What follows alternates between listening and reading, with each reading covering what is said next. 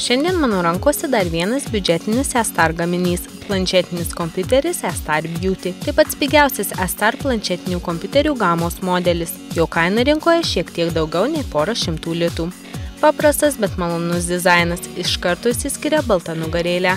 Ekranas 7 colių su 5 taškų lietimus jautriu paviršiumi. Visi mygtukai ir jungtys yra dešinėje pusėje.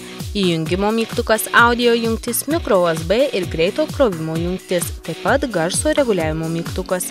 Daugumai kyla klausimas, kam reikia greito krovimo jungties, jei planšetė turi micro USB jungtį. Atsakymas labai paprastas. Jei norite įkrauti prietaisą naudodami micro USB jungtį, tai užtruks dvigubai ilgiau negu planšetę kraunant per greito įkrovimo jungtį. Tad jeigu skubate, naudokitės greito krovimo galimybę. E-Star Beauty galima drąsiai vadinti vaikams skirtų planšetinių kompiuterių. Dėl kainos ir kokybės santykio jis tikrai patenkins tiek mažiausių, tiek šiek tiek vyresnių atžalų poreikius. Kadangi tai nebrangus E-Star modelis, parametrai nėra įspūdingi. 4 GB atminties, 512 MB RAM ir 2 branduolių procesorius. Atmintį, žinoma, galima padidinti įsidėjus microSD kortelę, kurios maksimalus dydis 32 GB.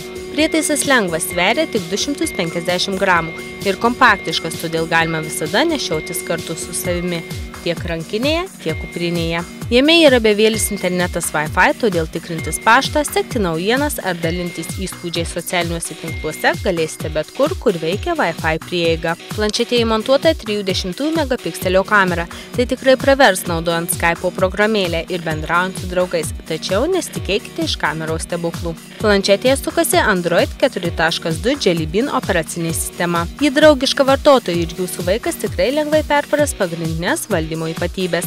Viršuje dešiniajame kampe yra spartieji valdymo mygtukai.